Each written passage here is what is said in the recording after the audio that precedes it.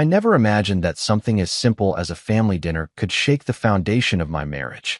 Sitting in the car, gripping the steering wheel tighter than necessary, I replayed the moment in my head. The slap, the silence, the look on my wife's face. My cheeks still burned, not just from the sting of Gloria's hand, but from the realization that the woman I married, the woman I thought loved me, had chosen her mother over me in the most humiliating way possible. It had started as an ordinary evening. Madeline had insisted we attend dinner at her parents' house, despite my reservations. Gloria had never liked me. From the very first time we met, she made it clear she thought her daughter was settling by marrying me. He's not from the kind of family we associate with, she had once whispered to her husband, thinking I wouldn't hear. I heard. I always heard. But I loved Madeline, so I tolerated Gloria's passive-aggressive remarks, her snide comments, the way she looked at me like I was a cockroach that had somehow crawled into her home. I endured it all because I thought Madeline was worth it. Tonight, though, I learned just how wrong I was. Dinner had been in full swing, the dining room filled with the clatter of silverware, forced laughter, and the usual boasting from Gloria about how perfect her life was. I had gotten up to refill my glass when it happened. I accidentally brushed against Gloria as I turned. It was nothing, barely a touch, but in her world, it was a crime worthy of punishment. Before I could even process what was happening, her hand connected with my face. A loud slap. Sharp. Public. Humiliating. The room fell into absolute silence. Every pair of eyes turned to me. The weight of their judgment pressed down on me like a suffocating blanket. My ears rang. My mind scrambled to understand. Gloria was staring at me, her lips curled in disgust as she spat out words that burned just as much as her slap. How dare you touch me, you disgusting man. Clean my dress and get out. Disgusting man. As if I were nothing more than dirt beneath her feet. I stood there, frozen, not because I was afraid, but because my mind refused to believe what had just happened. This wasn't a mistake. She had meant to humiliate me. And worse, she expected me to accept it. I turned to Madeline. Surely, she would step in, tell her mother she was overreacting. I wasn't asking for much, just the barest form of support, the slightest indication that she saw me as her husband and not just some insignificant outsider. But instead, Madeline's gaze was empty, cold even. And then she said the words that made my stomach drop. Apologize to her or leave. I could have laughed at how ridiculous it was. Apologize? For what? For existing in Gloria's presence? For standing too close to her? For daring to breathe the same air? My lips parted, but no words came out. I searched Madeline's face for something. Remorse, regret, even hesitation. But there was nothing. Just indifference. That was the moment everything changed. I had spent years bending over backward to prove myself to this family. I tolerated their judgments, their veiled insults, their endless comparisons to the men they thought Madeline should have married. I did it all for her. And in return, when I needed her most, she sided with them without hesitation. I exhaled slowly, the tightness in my chest making my decision for me. I wasn't going to apologize. I was done playing their game. With a quiet nod, I turned on my heel and walked out. I didn't slam the door. I didn't argue. I didn't give them the satisfaction of seeing me break. Because I wasn't broken. I was angry. And beneath that anger was something much colder, much sharper. Resolve. As I stepped outside, the cool night air hit my face, soothing the heat still lingering from Gloria's slap. My mind raced. But for the first time in a long while, it wasn't clouded by the need to please anyone. I saw things with painful, crystal clarity. They thought I left in shame. That I walked out because I was weak. That they had won. They were wrong. I wasn't leaving in defeat. I was leaving to prepare a surprise they would never forget. By the time I reached my car, my plan was already forming. They wanted to humiliate me? Fine. But they would soon learn that I don't take humiliation lightly. They had spent years looking down on me, treating me like I was beneath them. Tonight, they had made a mistake that would cost them. I pulled out my phone and dialed the only person I knew would understand the weight of what had just happened. Carter. Carter was more than just a friend. He was someone who thrived on exposing people's dirty secrets. He had helped me out of messy situations before, and I knew that if there was anything worth uncovering about Gloria, he would find it. The phone barely rang twice before he picked up. "What's up?" he asked, his tone casual. "I need you to dig into something for me." "Gloria," I said, my voice steady calm. There was a pause, and then a low chuckle. Finally ready to fight back? More than ready. Good. Give me a few hours. I'll find something. I ended the call and leaned back against the headrest, staring at the sky through the windshield. This wasn't about revenge. It wasn't even about getting even. This was about respect, something I should have demanded a long time ago. I had spent years convincing myself that love was about sacrifice, that enduring cruelty for the sake of my marriage was just part of the deal. But tonight, I saw the truth. Madeline never respected me. She never saw me as her equal. And if there was no respect, then what was left? I gripped the steering wheel, the anger simmering beneath my skin. They thought tonight was the end of the story. It was only the beginning. The drive home felt longer than usual. The silence inside the car was heavy, pressing against me like an unseen force. My hands gripped the steering wheel tighter than necessary, my knuckles turning white. My cheeks still tingled from the slap, but the real wound wasn't physical. It was deeper, a cut right through my pride, my dignity, my marriage. Madeline had looked me in the eye and told me to apologize or leave. She hadn't hesitated. She hadn't flinched. She hadn't even considered standing by me. The woman I had vowed to love and protect had just made it clear where I stood in her life. The realization twisted in my gut like a knife. I pulled into our driveway, shutting off the engine, but making no move to leave the car. I just sat there, staring blankly ahead at the darkened windows of the house we had built together. It looked different now, cold, unwelcoming. Was it always like this? Had I been blind all along? I closed my eyes and leaned back against the headrest, breathing deeply, trying to steady my thoughts. The past year flashed through my mind. Every argument, every dismissal, every moment that I had brushed aside in the name of keeping the peace. I had ignored it. The little things. The way Madeline had started correcting me in front of her family, treating me like a child instead of her husband. The way she always took her mother's side, even when Gloria was obviously out of line. The way she barely looked at me anymore, as if I had faded into the background of her life. I had told myself it was stress. Marriage was work. She just needed time. But now, sitting in the stillness of my car, I saw the truth for what it was. Madeline had stopped respecting me long before tonight, and I had let it happen. The door to the house opened suddenly, spilling warm light onto the porch.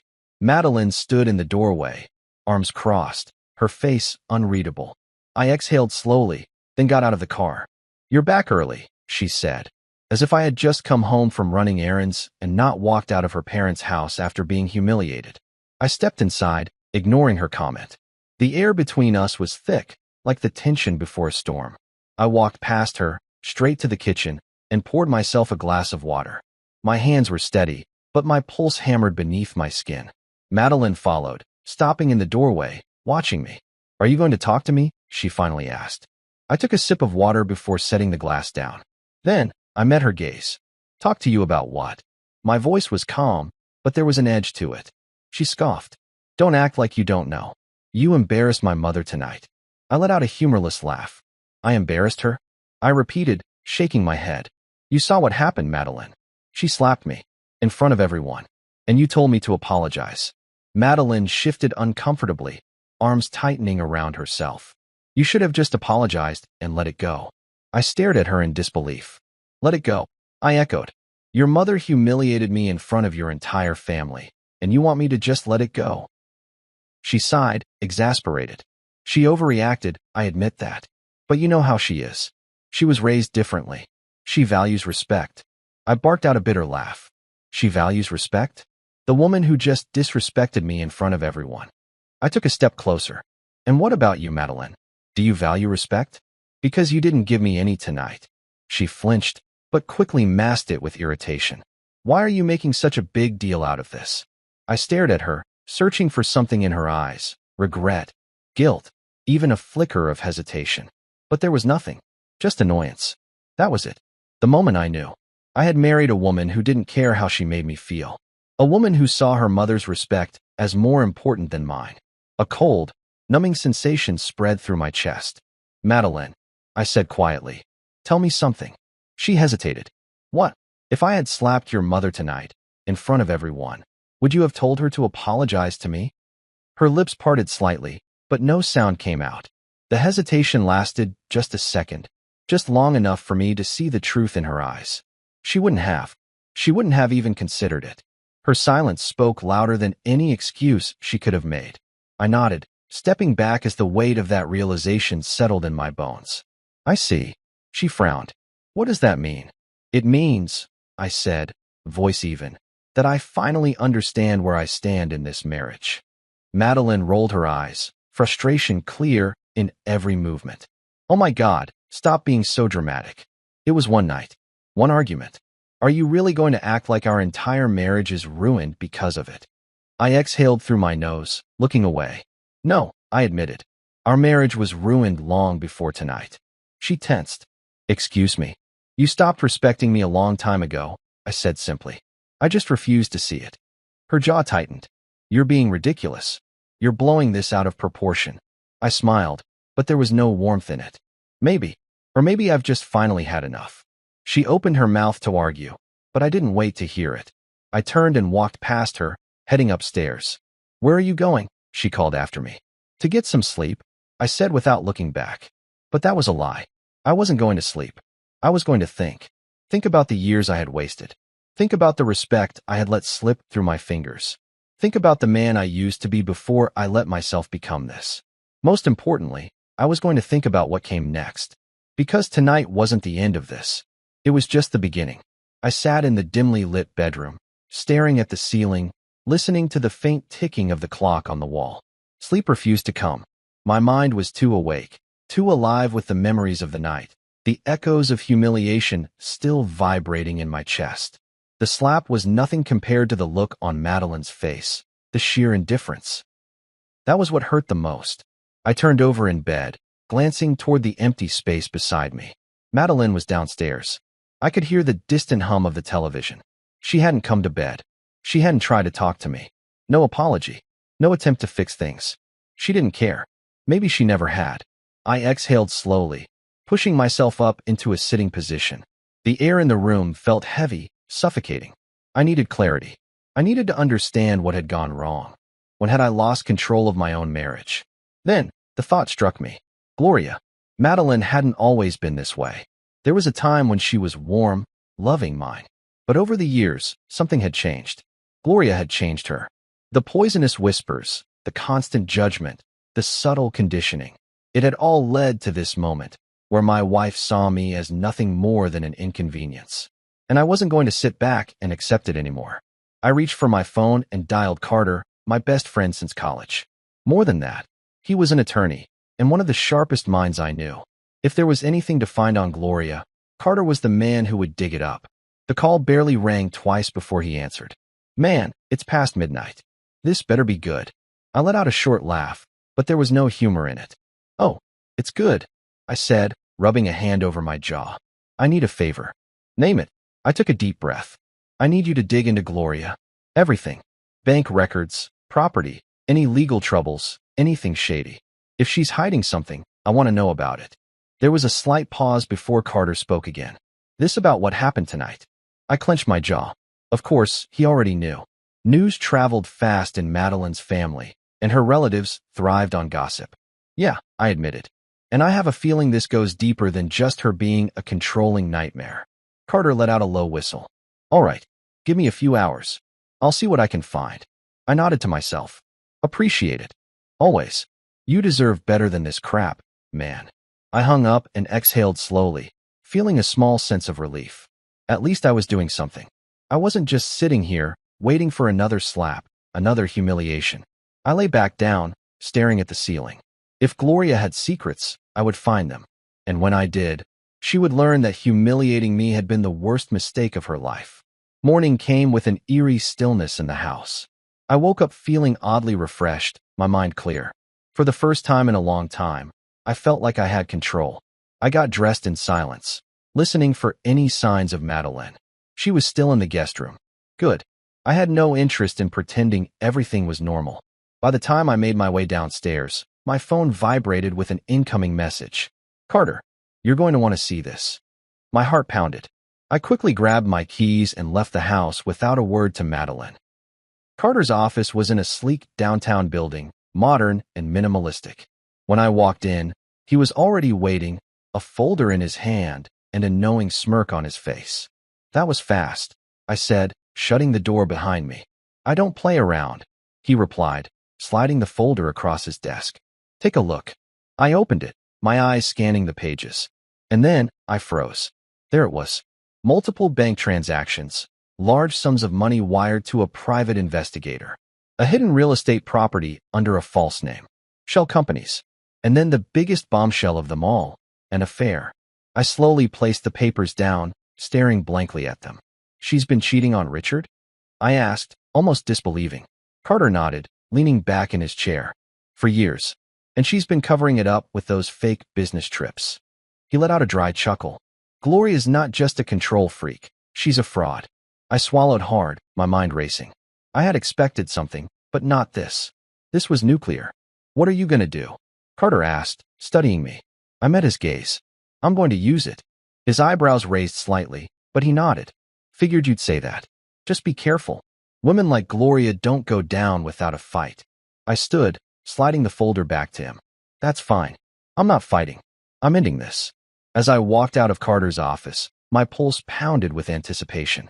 Gloria thought she could humiliate me and walk away unscathed. She was wrong. When I got home, Madeline was waiting for me in the living room, arms crossed, an irritated look on her face. Where were you? She demanded. I set my keys down calmly. Out. Her eyes narrowed. We need to talk. I smirked. Yeah, we do. She seemed caught off guard by my tone, shifting uncomfortably. Look, I know you're upset about what happened last night, but you can't just leave like that without saying anything. It's childish. I let out a slow breath. You know what's childish, Madeline? Allowing your mother to disrespect your husband in front of an entire room and then expecting him to apologize for it. Her face flushed with anger. You just don't understand how my mother is. She's always been strict. She doesn't mean. Cut the crap, Madeline. I interrupted, stepping closer. This isn't about your mother being strict. This is about you choosing her over me every single time. She fell silent, lips pressed into a thin line. I watched her carefully. Do you even respect me, Madeline? She flinched, just like last night. That hesitation told me everything. I smiled coldly. That's what I thought. She took a step back. What are you planning? I exhaled, shaking my head. You'll find out soon enough. As I turned to walk upstairs, I heard her call after me. You're acting crazy. I paused, glancing over my shoulder. No, I said. I'm finally thinking clearly. She had no idea what was coming. None of them did. The house was silent when I stepped inside. The kind of silence that felt wrong. Too still. Too heavy. I had spent the entire day preparing for what was coming. I had made calls, set things in motion, and now, all that was left was to wait. But patience had never been my strong suit, especially not when my blood was boiling beneath the surface. I poured myself a glass of whiskey and sat in the living room, my fingers tapping against the glass as I listened to the distant sound of a car pulling into the driveway. They were here. Madeline, Gloria, and Richard. I had been expecting them. The front door opened with a sharp creak, and in walked Madeline, looking tense. Her mother followed closely behind, her heels clicking against the floor, her usual air of superiority wrapped around her like a cloak. Richard was the last to step inside, his face unreadable, his posture stiff. Gloria barely spared me a glance before speaking. I assume you've had enough time to reflect on your behavior, she said, her voice dripping with condescension. I took a slow sip of my drink, letting the burn settle before answering. Oh, I've done plenty of reflecting. Madeline sighed and crossed her arms. Can we just talk about this like adults? I smirked. That depends. Are you ready to act like one? Her eyes narrowed. Don't start. I leaned back in my chair, my gaze shifting to Gloria. You came all this way, so let's skip the theatrics. What do you want? Gloria scoffed. An apology, for starters. You embarrassed me last night. I laughed. Actually laughed. Let me get this straight, I said, tilting my head. You slapped me in front of an entire room of people, humiliated me, and then my own wife told me to apologize for it. And you still think I owe you an apology? Gloria's lips curled in distaste. You should have handled yourself better. It was an accident, but instead of diffusing the situation, you stormed out like a child. I nodded slowly, setting my drink down. You're right, Gloria. I should have handled it better. Her expression shifted slightly, sensing something beneath my words. I stood up, straightening my shoulders. That's why I took some time to think. And in that time, I made a few phone calls, had a few conversations. I turned my gaze to Richard, watching him carefully, and I learned some interesting things. Gloria stiffened. What are you talking about? I smiled. Tell me, Gloria, how was your last business trip? A flicker of something. Panic flashed across her face before she masked it with annoyance. That's none of your concern. Richard shifted beside her, his brows furrowing. What is he talking about? I reached into my pocket and pulled out my phone. I swiped the screen a few times before holding it up. A series of photos filled the screen. Gloria with another man. Hotels, restaurants, private getaways. Richard's face paled. Gloria's entire demeanor changed in an instant. Where did you get that? She hissed. I shrugged. Does it matter? Madeline's mouth opened slightly, confusion and disbelief written all over her face. What is this? Richard slowly turned to Gloria, his voice dangerously low. Is this true? Gloria stammered, reaching for an excuse, but there was nothing she could say. I always wondered why you looked down on me. I continued, my voice calm. But now I see it clearly. You act like you're above everyone, but you're just a liar, hiding behind a perfect image. And you thought you could treat me like garbage. I shook my head. No, Gloria. Not anymore.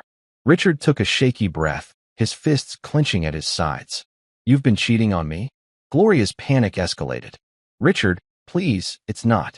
Save it, he snapped. His face was cold, detached, like a man seeing the truth for the first time. I'm done. Gloria reached for him, but he stepped back, disgust clear in his eyes. Madeline looked between them, then turned to me, her voice barely above a whisper. You did this on purpose. I met her gaze without flinching. No, Madeline. Your mother did this to herself. I just made sure the truth came out. Her face crumbled for a brief second before anger took its place. You wanted revenge. I exhaled. No, I wanted respect. But since none of you thought I deserved that, I decided to give you a taste of your own medicine. Gloria whirled back to Richard. You're really going to believe him over me? Your own wife. Richard let out a humorless laugh. I don't have to believe him. The proof is right there. He shook his head in disgust. I should have known. You always made it clear you thought you were better than everyone. Turns out, you were just a fraud. I watched as realization sank into Gloria's features. She was losing. Her power. Her control. Everything. Madeline was silent, her expression unreadable. But I could see it, the cracks forming in the perfect life she had chosen over me. You need to leave, I said, my voice firm. Gloria turned back to me, her face twisting with rage. You think you've won? I met her glare head on. I think you finally got what you deserved. She scoffed, grabbing her purse with a sharp motion. You'll regret this. I took a step closer, lowering my voice just enough for only her to hear. No, Gloria. You will. She turned on her heel and stormed out, slamming the door behind her. Richard followed, quieter, but with a weight in his steps that told me he was done. That left just Madeline and me. For a long moment, neither of us spoke. Then, she finally whispered, I don't know who you are anymore. I smiled faintly. Maybe you never did. She swallowed hard, tears forming in her eyes. Do you still love me? I didn't answer right away. I let the silence stretch, the weight of everything settling between us. Finally, I spoke. I love the woman I married, I said quietly. But I don't know if she exists anymore. Madeline's breath hitched, her lips parting as if to say something. But no words came. I walked past her, heading upstairs, leaving her to sit in the wreckage of the life she had chosen. She had sided with her mother against me. Now, she had no one left to side with. And I didn't feel sorry for her. Not one bit. The house was quiet after the storm of the confrontation. Too quiet. The kind of silence that settled like dust after destruction. I sat at the kitchen table, fingers wrapped around a cup of coffee I had no intention of drinking. The air was thick with the echoes of what had just happened.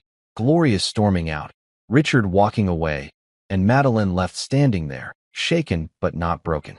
No, she was still Madeline, still proud, still unwilling to admit she had been wrong.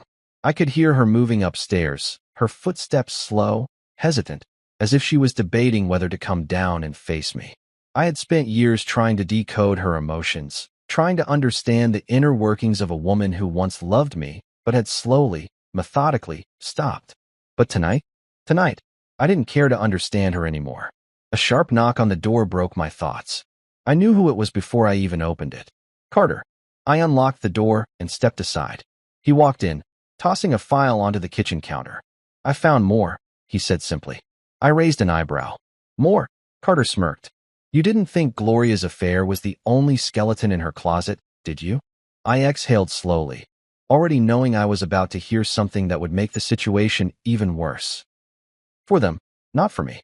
Carter leaned against the counter, crossing his arms. Gloria's been funneling money through shell accounts. At first, I thought it was just a way to cover her affair expenses, but then I dug deeper. Turns out, there's a lot of unaccounted for cash. We're talking hundreds of thousands of dollars. I frowned, flipping through the documents. Where's it going? That's the interesting part. Carter tapped the folder. She's been making large monthly payments to a private investigator. Not just any PI either. This guy specializes in handling discrete problems. People use him for blackmail, intimidation, sometimes worse. I looked up at him. And you're telling me this because? Carter's smirk widened. Because guess who the main subject of her PI's investigation was? I already knew the answer before he even said it. Me, I muttered. Carter nodded. For the past 6 months, she's been having you followed. Your work schedule, your financial records, even your medical history. Hell, she even got access to your old college records. He paused, then added, she's been looking for something to use against you. I clenched my jaw, the realization hitting me like a cold slap. Gloria hadn't just hated me. She had been actively trying to ruin me. Why? I asked, my voice low. Carter shrugged. Who knows? Maybe she wanted to get rid of you before you could ever stand up to her. Maybe she was just looking for something to control you with. Either way, it backfired, because now. He tapped the folder again. Now, we have something on her. I stared at the papers, my mind working through the implications. This wasn't just about a toxic mother-in-law anymore. This was calculated destruction, and I was done being her target. Carter watched me carefully. So what's the plan? I inhaled deeply, then exhaled. We use this. He grinned. That's what I like to hear. Before I could respond, I heard movement behind me. I turned. Madeline stood at the bottom of the stairs, pale, shaken.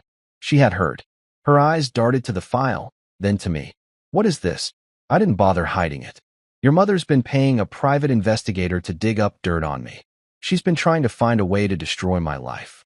Madeline blinked, her throat bobbing as she swallowed. That doesn't make sense. I laughed, a bitter, humorless laugh. Doesn't it? Because it makes perfect sense to me. I took a step toward her, holding up the file. This is who your mother is, Madeline. The same woman you defended last night. The same woman you chose over me. She shook her head, taking a shaky step back. She wouldn't. She did. I cut her off. And I'm done pretending she's just strict or old-fashioned. She's a manipulative liar who has been trying to ruin me from the very beginning. Madeline's breathing was uneven now. Panic. Doubt. Why would she do this? She whispered. I exhaled slowly. Because I was never good enough for you in her eyes. And you know what? Maybe she was right. I stepped back, my voice dropping lower. Because if I had any self-respect, I would have left a long time ago. The words hit her like a slap. Her eyes shone with something unreadable, something fragile. For the first time, she looked small, like a woman realizing she had put her faith in the wrong person. She's my mother, she whispered, almost to herself. And I was your husband, I said, voice steady. A tear slipped down her cheek, but she quickly wiped it away. What are you going to do? I looked at Carter, then back at her. What do you think? Madeline's lips trembled. You're going to destroy her. I didn't confirm or deny it. Instead, I picked up the file and tucked it under my arm.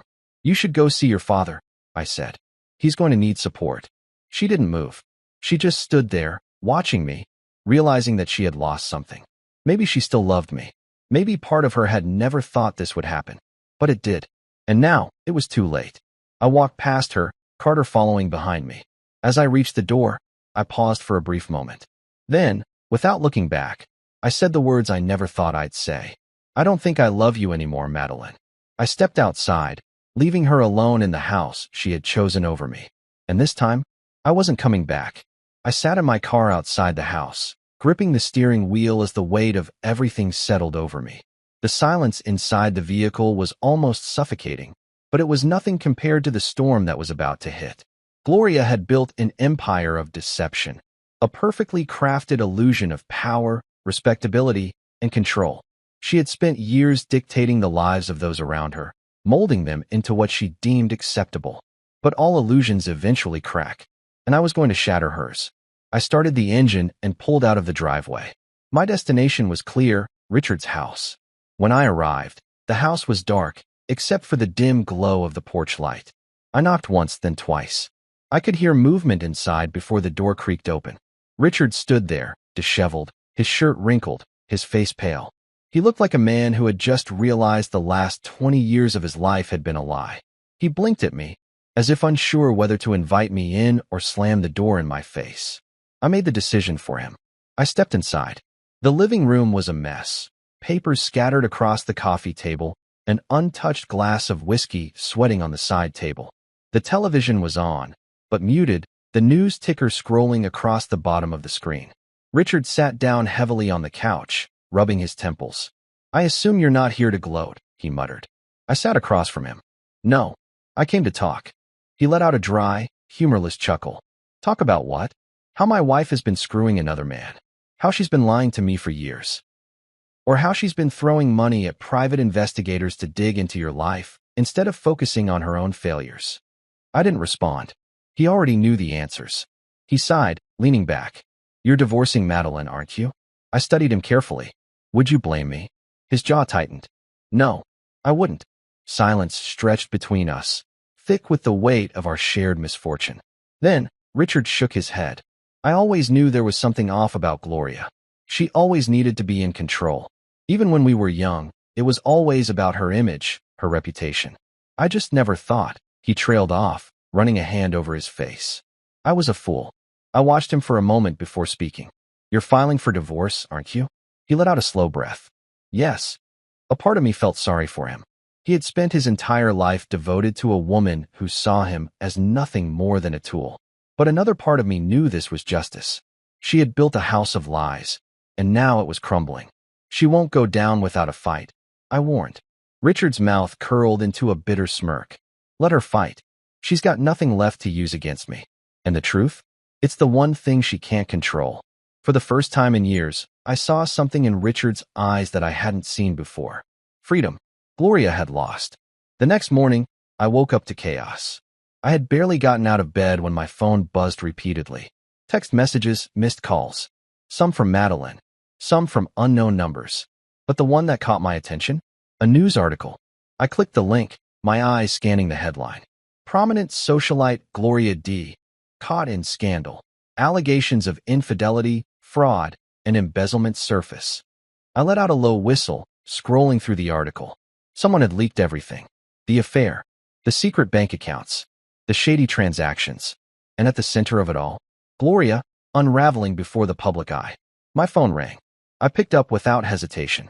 "Carter, you see the news?" he asked, amusement clear in his voice.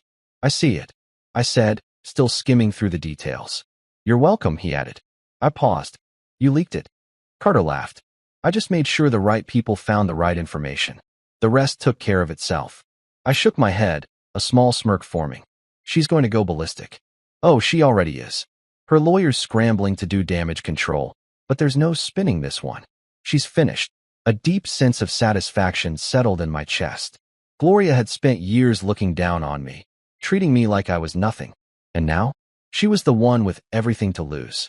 As I hung up the call, I felt something I hadn't felt in a long time. Relief. I had spent years being trapped in this toxic cycle, constantly bending over backward for people who never truly valued me. Now I was free, and I wasn't looking back. By midday, Madeline showed up at my doorstep. I opened the door to find her standing there, her face pale, her eyes rimmed with exhaustion. She looked at me as if she barely recognized me. "Can I come in?" she asked, her voice almost hesitant. I stepped aside. She walked in, arms wrapped around herself. I could see the weight of everything crushing down on her. "She's ruined," she whispered. "My mother, she's lost everything." I nodded, leaning against the counter. "She did it to herself." Madeline turned to me, her gaze searching. You knew this would happen, didn't you?" I didn't answer. She already knew. She exhaled shakily. "I don't know what to do." I studied her carefully. "That depends. On what? On whether you want to keep living in her shadow or finally step out of it. Her lips parted slightly, but she said nothing. We stood there in silence, and for the first time, I saw it. Madeline wasn't just mourning her mother's downfall. She was mourning the person she thought she was supposed to be. I didn't know if she would ever change. I didn't know if she would ever truly understand what she had lost. But I knew one thing.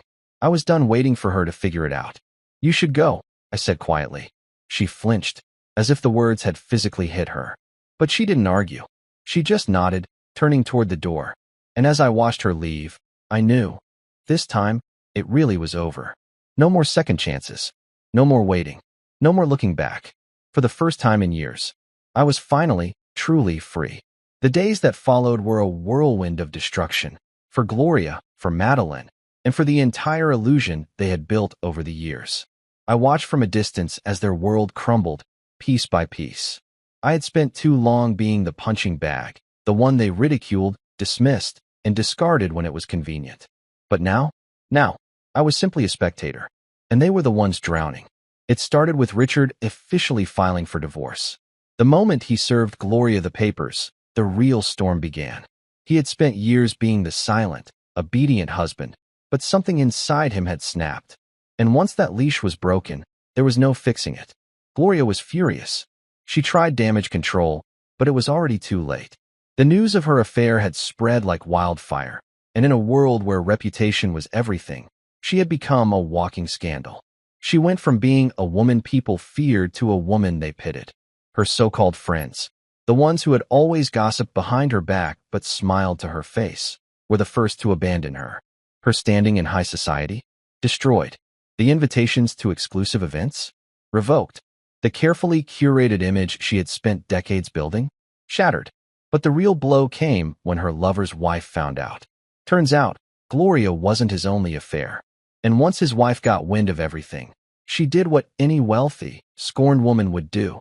She made sure he paid for it. In a matter of weeks, Gloria had lost her lover, her husband, and her entire life's work. And as for Madeline, she was collateral damage. I had moved out of the house we once shared. The moment I made it clear that there was no going back, I packed my things, signed the papers, and left. Madeline had begged me to reconsider. I still remembered that night. She had shown up at my apartment, looking smaller than I had ever seen her. Her eyes were red-rimmed, her hair disheveled, a far cry from the composed, confident woman I once knew. "Please," she had whispered, standing at my door. "Let's just talk." I had stared at her for a long moment, the ghost of our past hanging between us. Then I stepped aside. She walked in, hugging her arms to herself. She looked around the apartment, taking in the minimalist space, the absence of us. I gestured toward the couch. "Say what you came to say." She swallowed hard. "I made a mistake." I didn't answer. She took a shaky breath. "I didn't mean to hurt you. She trailed off, biting her lip. "I never thought things would turn out like this." I let out a slow breath, leaning against the counter. "What did you think was going to happen, Madeline?" She flinched. "I don't know. I thought my mother." "Exactly," I cut her off. "You thought about her. Not me. Never me." Tears welled in her eyes, but I didn't move. "You never stood up for me." I continued, my voice steady. "You let her disrespect me for years. And when she finally crossed the line, you made it clear that I didn't matter." Her shoulders shook. "I was wrong." I laughed, a dry, bitter sound. "Yeah, you were." She looked at me, searching for something, for hope, for forgiveness. But I had nothing left to give her. "You love me," she said, almost desperately. I exhaled slowly. "I love the woman I thought you were." A sob escaped her lips. "I can be that woman again." I shook my head. "You can't." "Why not?" I stared at her, my chest hollow. "Because I don't trust you." She broke then, crumbling under the weight of everything she had lost. And for the first time, I felt nothing. No satisfaction. No revenge. Just emptiness. She wiped at her tears, whispering, "Is this really it?" I nodded. "This is it, Madeline." She let out a shaky breath. "I never thought I'd lose you." I didn't respond. Because she hadn't lost me. She had thrown me away. By the next day, she was gone. The divorce was finalized within the next few weeks. There was no fight, no arguments about assets. She didn't want the house. Too many memories. I didn't want it either. Too much history. So we sold it. And just like that, We erased the last piece of what we had built together. As for Gloria, her downfall wasn't just financial, it was personal. Richard took half of everything in the divorce, and without him to cover her mistakes, she was drowning in legal fees and settlements. The businesses she had secretly funneled money through, exposed. The image she had tried so desperately to maintain, destroyed. She tried filing lawsuits against the media outlets that covered her scandal, but no one took her seriously. She had no power left. By the time the dust settled, she was forced to move out of her mansion and into a small condo on the outskirts of town. And the people who once feared her? Now, they laughed at her. Karma had done its job. One evening, I found myself standing outside my new place, staring at the city skyline. The lights stretched far and wide, glowing against the dark night. Carter stood beside me, sipping his beer. "So," he said, nudging me, "how's it feel? Being free?" I let out a slow breath. "Feels like I can finally breathe again." He smirked. "Good. You deserve it." I nodded, watching the cars below, the hum of the city filling the air. For the first time in years, I wasn't waiting for something to go wrong. I wasn't walking on eggshells, trying to please people who would never be satisfied. I was just me. Whole. Unapologetic. Free. Carter raised his bottle. "To new beginnings." I clinked mine against his. "To never letting anyone treat me like trash again." And as I took a sip, I knew. This was only the beginning of the life I was meant to have. It had been weeks since the divorce was finalized. Weeks since I had last seen Madeline. Since Gloria's downfall had become public knowledge. Weeks since I had to deal with any of them. And in that time, I had come to realize something strange. Silence was freedom. For the first time in years, I wasn't waiting for the next insult. I wasn't bracing myself for another dinner filled with side-eye glances and passive-aggressive remarks. I wasn't lying awake at night, wondering what I had done wrong to make my wife look at me like I was a stranger. I was just living. And God, it felt good. But closure? That was something I wasn't sure I'd ever get. At least, not until she showed up. It was a Saturday afternoon, and I had just finished unpacking the last of my boxes. My new place was smaller than the house Madeline and I had shared, but it was mine. No memories of betrayal. No ghosts of a love that had died long before the papers were signed. I was pouring myself a drink when the doorbell rang. I frowned. Carter wouldn't just show up unannounced. And I wasn't expecting anyone else. Setting the glass down, I made my way to the door and pulled it open. Madeline stood there. Her hair was tied back, her face free of makeup. She looked different, smaller, more fragile. But I wasn't going to let myself be fooled by appearances. I leaned against the doorframe, arms crossed. "What do you want?" She swallowed, shifting on her feet. "Can we talk?" I studied her, waiting for that familiar feeling, the tightening in my chest, the aching need to fix things, to try one more time. But there was nothing. No longing. No regret. No pain. Just indifference. I exhaled. "Fine. But make it quick." She stepped inside, looking around. "You redecorated." I let out a dry chuckle. "Yeah. It's called having a place that actually feels like home." She flinched, but I didn't apologize. I wasn't here to make her feel better. I motioned for her to sit, but she didn't. Instead, she stood near the couch, wringing her hands. "I've been thinking a lot," she started. I raised an eyebrow. "That's new." She shot me a look, but didn't take the bait. I needed to see you." I folded my arms. "Why?" She hesitated. "Because I realized I never really told you the truth. Not just about my mother, but about everything." I didn't respond. I just waited. She took a deep breath. "I loved you. I still do, in a way. But I let her get in my head. I let her shape the way I saw you, and I didn't even realize it was happening." She looked down, her voice softer. "I thought I was protecting myself. But all I did was lose the only good thing I ever had." I clenched my jaw, forcing myself to stay still. She lifted her gaze to mine. "I know you'll never forgive me. And I don't deserve it. But I needed you to know that I see it now. Everything you did for me. Everything I threw away." Silence filled the space between us. I exhaled, rubbing a hand over my jaw. "You're right. I'll never forgive you." She sucked in a sharp breath. "But not because I hate you." I continued.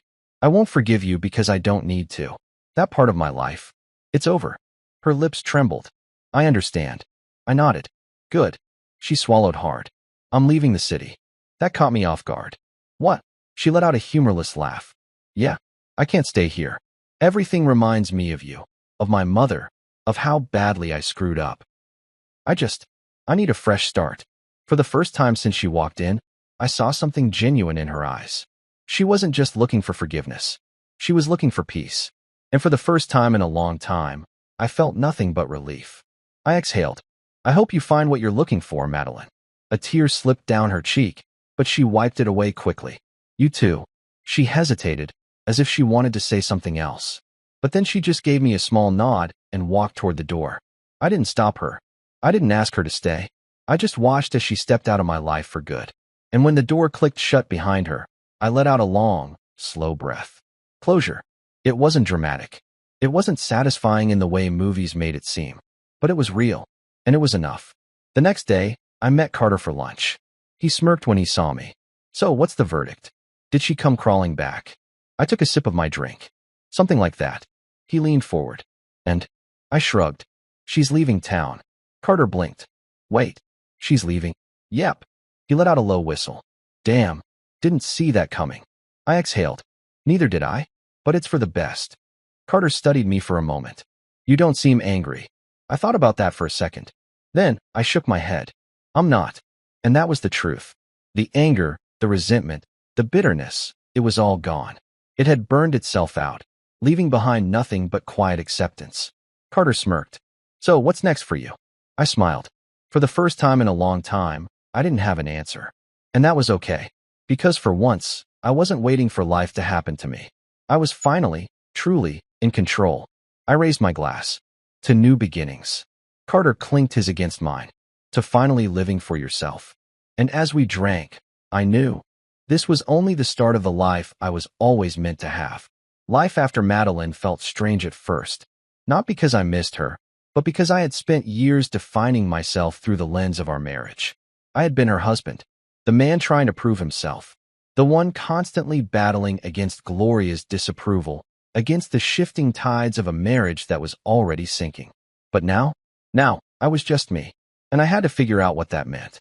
The first thing I did was get rid of everything that reminded me of my old life. The furniture, the dishes, even the clothes that Madeline had once picked out for me. All of it was either sold or donated.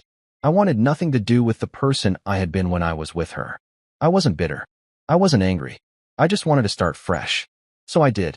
I moved to a different apartment. Nothing extravagant, just something new. Something that felt like mine.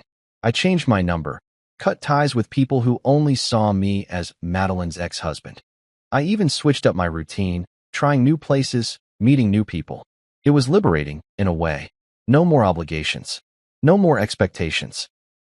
For the first time in years, I could wake up in the morning and breathe. And it felt good. Of course, Carter had a lot to say about it. You finally look like a man who's not carrying the weight of the world on his shoulders, he said one evening as we sat at a rooftop bar, watching the city lights flicker below. I smirked. That's because I'm not. He clinked his beer against mine. Damn right you're not. So what's next? You gonna start dating again? I exhaled, staring at the drink in my hand. Not yet. Carter raised an eyebrow. Why not? You're free, man. No strings, no baggage. Just go out and have fun. I let out a chuckle. You think jumping into something new is the answer? He shrugged. I think letting yourself enjoy life is the answer. I considered that. For years, I had been so focused on surviving my marriage that I had forgotten how to actually live. Now I had time. Time to figure out who I was outside of being someone's husband. Time to do the things I had put off. Time to be selfish for once.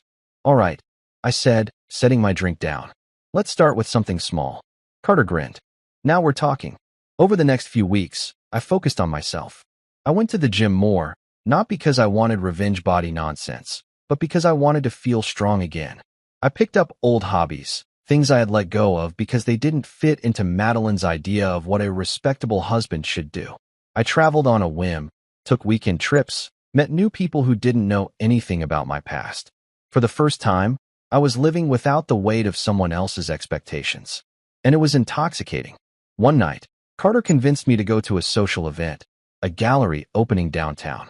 I wasn't really into the art scene, but I figured, why not? We arrived, and the place was buzzing with energy.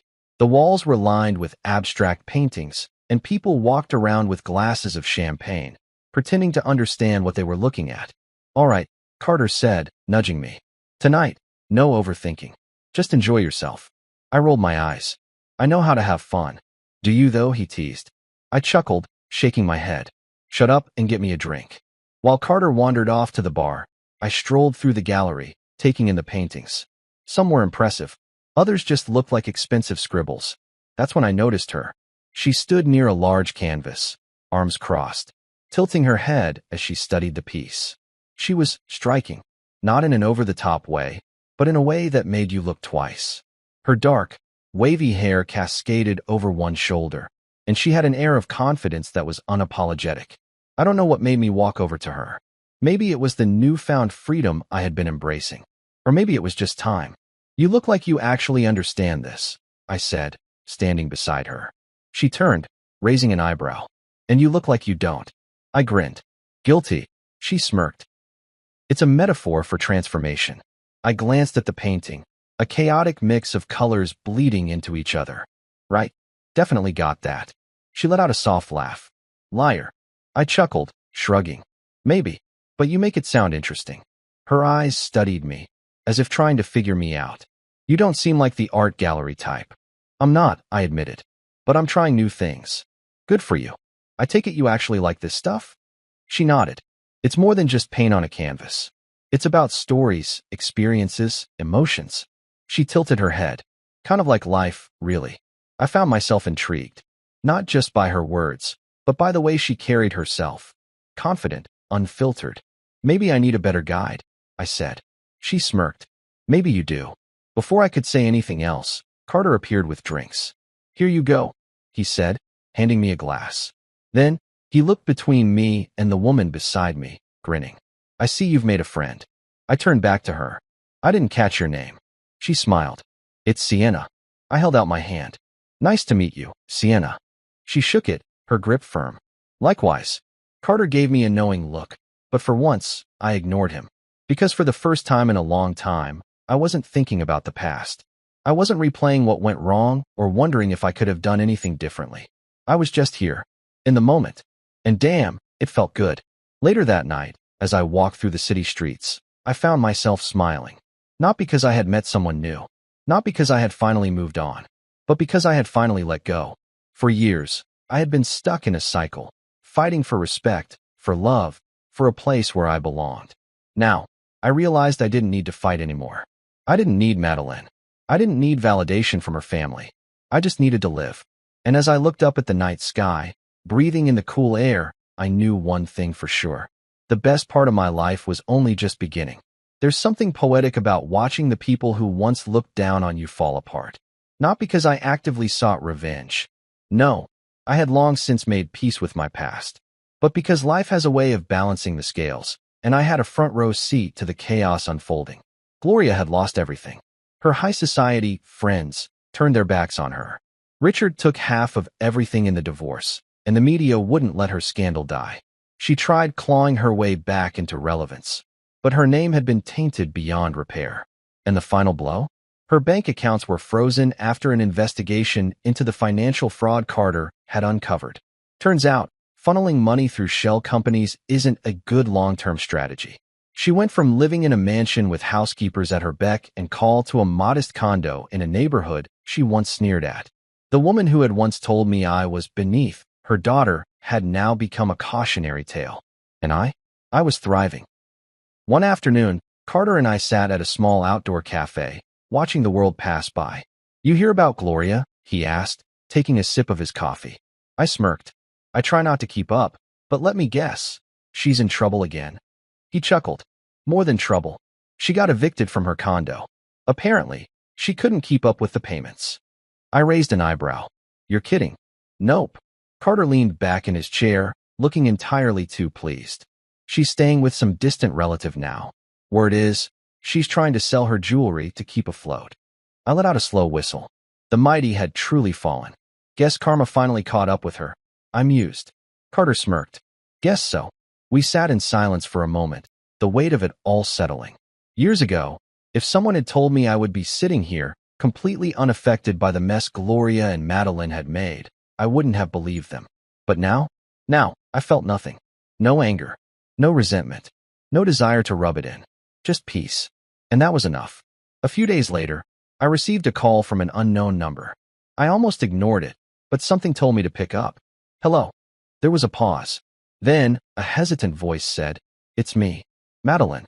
I exhaled, running a hand through my hair. "What do you want?" She hesitated. I wanted to talk." I leaned against my desk, waiting. She was the one who walked away. She was the one who made her choice. Now she was reaching out. "Madeline, there's nothing left to say," I said, my tone even. She let out a shaky breath. "I know. I needed to hear your voice." I closed my eyes briefly. Once, those words would have meant something to me. But now, they were just echoes of a past I had no desire to relive. "You're moving on, aren't you?" she asked, her voice barely above a whisper. I opened my eyes. "Yeah, Madeline. I am." A long silence stretched between us. Then, she laughed, a soft, bitter sound. "I guess I always thought you'd wait for me." I shook my head. "That was your mistake." She sniffled. "I don't expect you to forgive me. I don't even know why I called. I wanted to say I'm sorry." I sighed. "I know. Take care of yourself," she said softly.